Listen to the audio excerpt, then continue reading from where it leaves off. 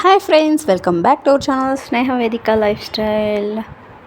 ఈరోజుటి video వచ్చేసి pomegranate juice అంటే దానిమ్మ పండు జ్యూస్ ఎలా చేసుకోవాలో చూపిస్తాను అన్నమాట.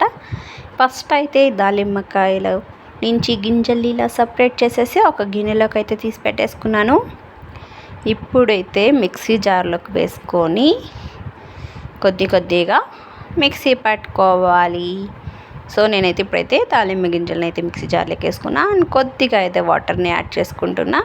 అండ్ నెక్స్ట్ షుగర్ కూడా అంతే, ఎక్కువ వేసుకోకండి, కొంచెం తక్కువగానే వేసుకోండి, మంచి టేస్ట్ ఉంటుంది. సో నేను కొద్దిగా వేసుకున్నా. అండ్ అక్కడ చూపించింది అయితే బెల్లం పానకం అనమాట, సమ్మర్ కదా కొంచెం హెల్తీగా అనేసి.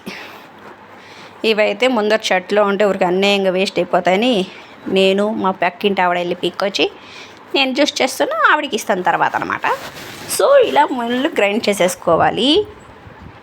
ఆ తర్వాత ఫిల్టర్లో అయితే ఇలా వడబెట్టేసుకోవాలి.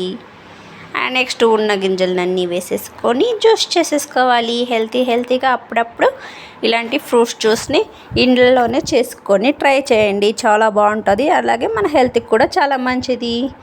షుగర్ అయితే నేను తక్కువే వాడతాను, ఎంత అవాయిడ్ చేయాలన్నా కుదరట్లేదు షుగర్ని.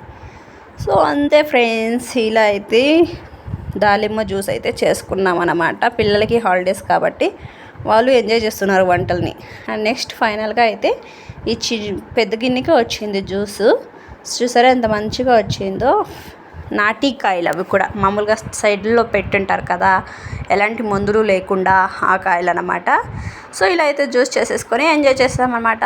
ఎలా ఉంది ఈ వీడియో? నచ్చితే లైక్ చేసి సబ్స్క్రైబ్ చేసుకొని సపోర్ట్ చేయండి friends. Thank you for watching. ఇంకో క్లాస్ అయితే చెప్పాను కదా మా ఇంటి ఆవిడకి ఇవ్వడానికి అయితే ఎత్తుకొని పోతున్నాను అనమాట. Thank you for watching.